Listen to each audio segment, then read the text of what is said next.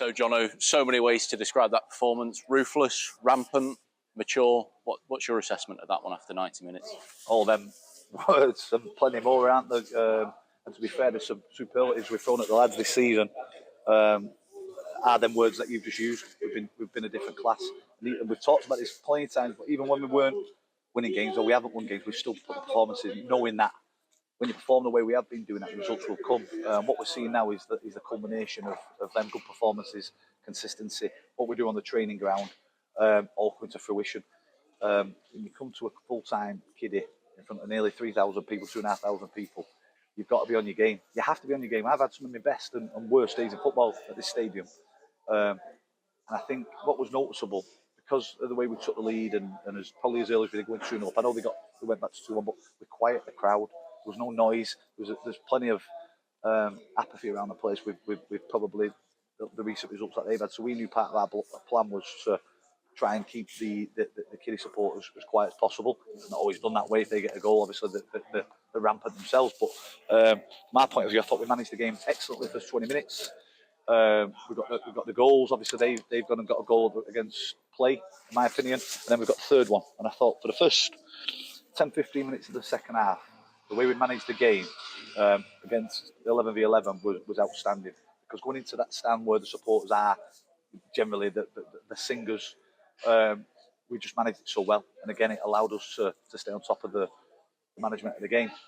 And then I thought when it went down to 10 men, I thought they were the better side, if I'm honest with you. 15-20 minutes. They played with a bit more freedom. They put bodies further up the pitch. They started creating some half chances, but we always know that we're going to create chances. We're going to get the ball in our positions, defensive third, and we're going to ask questions. Yeah, and that's exactly what we did. So from a performance point of view, outstanding. From a result point of view, probably even better. It doesn't happen where sides come to Kidderminster and win 5-1 away from home. So it's outstanding. But you have to look at our last few away games. We beat Merthyr 5-0 away. We beat Oxford 5-1 away. It's what we're more than capable of doing. You touched on that you've had some of your best games here at this ground. How does this one assess within that? Well, that's the best. Don't come away from that. That from a complete performance. And I know how football works. I know that Kidderminster fans. This is a great football club. I love this football club. I love coming, managing here and playing here. But they will say that Kidderminster, it's not hard to beat. That's what supporters do. It's very tribalistic. But from our point of view, we played a team that just one position below us. Kiddie have actually had a better start than they did last year. And if they'd have won the last game of the season last year, they'd have won the league. So we know how dangerous they can be. Out of possession, with all the work we've done on them, they're probably the best in the league. But they're not the same Kidderminster team that used to come in playing in possession. They've lost a lot of players from last year. And they've had to tweak out what their style is, essentially, with a new gaffer coming in. But out of possession, they are an outstanding side, and we broke them down on plenty of occasions in the first half an hour, to show our own sort of intent, our attacking intent, but also our real quality. You touched on how Kidderminster are much different to last year, but also ourselves. 10 games in last year, struggled to get a win on the board, but this year 7 wins now out of 11. That must feel delightful. No, you're spot on. You're absolutely spot on, mate. That we've added some real. We were talking about this week in training where, if you look at the Merthyr game, there was only Rio and Michael, the two younger lads that started that game that weren't last season's players. On the bench or injured, you have McFadzean, you have Hallam, you have Dan Gardner, John Taylor, even David Ball, who signed late in the season, Mark Halstead. The experience that we brought into the football club over the summer has raised the standards so much it's hard to describe. I've also managed ex-pros, don't like using this word, probably journeymen in the past where they come in for the wrong reasons. But this group that have come in this summer, and David Bottle again, along with the experienced lads that we've already got, Lewis Maynard, Jordan Newman, etc., the standards that they've raised at our football club on the training ground day after day, or night after night, we do 2 sessions a week, it's hard to describe the impact that they've had. You see them in the changing room when they're not picked, they're not in the starting 11. Again, you see players in the past that perhaps have a face on them and not necessarily causing problems, but aren't necessarily involved in the starting team. These lads are on the boys all the time, basically telling them, if you don't perform today, I'm taking your shirt next week. And you need that. That's exactly the mentality, the standard setting that you need from experienced players. So the quality that we've added, the experience that we've added, has changed everything that has allowed us to be who we are. So yeah, we talk about what Kidderminster looked like last year, but from our point of view, we're a totally different monster. Even though 90% of the starting 11 was last season's team, so we've really stepped it up, and that's credit to the squad. I think you hit the nail on the head there, actually, in regards to how it's probably easy for some players to feel sorry for themselves that they've not featured in the squad. I think about Rio today, where gets the player of the month for the league and has 8 goals to his name, and still comes on with that same arrogance and that confidence that he's going to impact the game, and he certainly did that today, didn't he? Yeah, and of course, as you say, he's one of the top scorers in the league. His performance has been incredible. We've also got other top centre forwards in the squad, champing at the bit, waiting for their turn.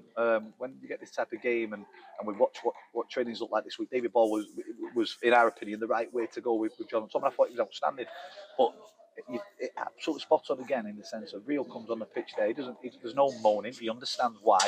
He gets his goal. He could have probably had another one, with his chip, which only Rio can probably do. Dan Gardner coming on, probably another 2-3 assists on there in his time on the pitch. Rick Smith's last 3 sub appearances have all been in central midfield. He's a centre back by trade. He's coming on there dominating in central areas. Dodd's back on the pitch today after an injury. McFadzean back on the pitch after an injury.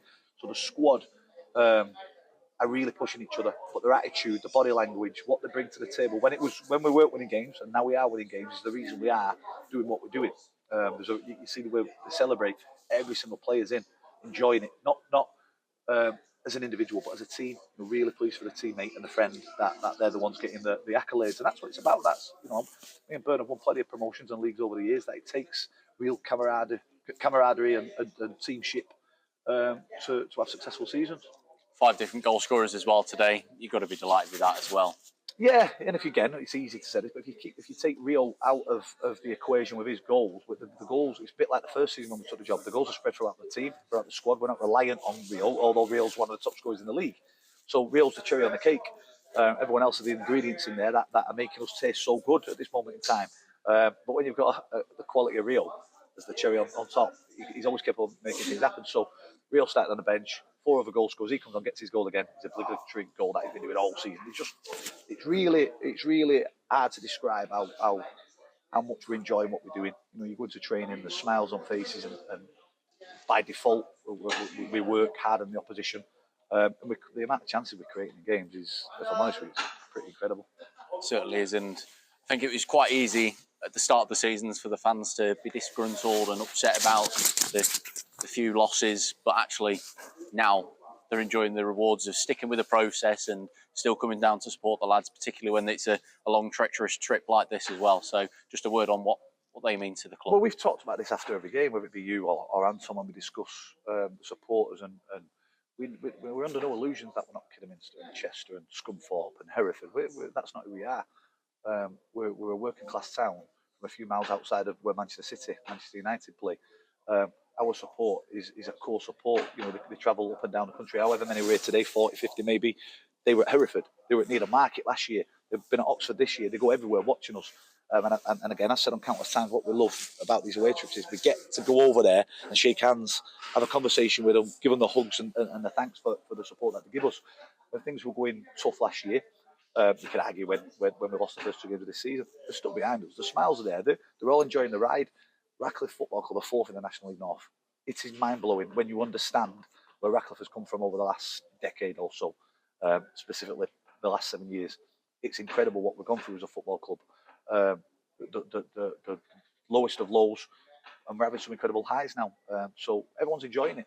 On the bad days, we get supported by fans. We support each other. On the good days, we all enjoy it together.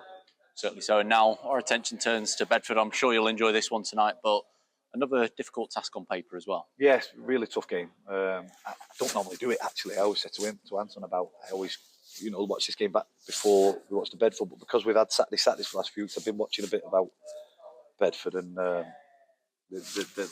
a bit different to sides that we've come up against this season. A lot of experience in there, and won their league last year at a canter like we did the year before. So I'm really looking forward to sort of sitting down and watching what they're about properly, because it's there's nothing better to come up against. I've not played before, and managers that you've not come up against, and I'm really looking forward to that game next week. But we've just got to make sure that we're working hard in training, keep our feet on the ground, no complacency, that type of stuff. Lots of cliche in there. I apologise for that, but that's what this week looks like. We're back on the training ground and working hard.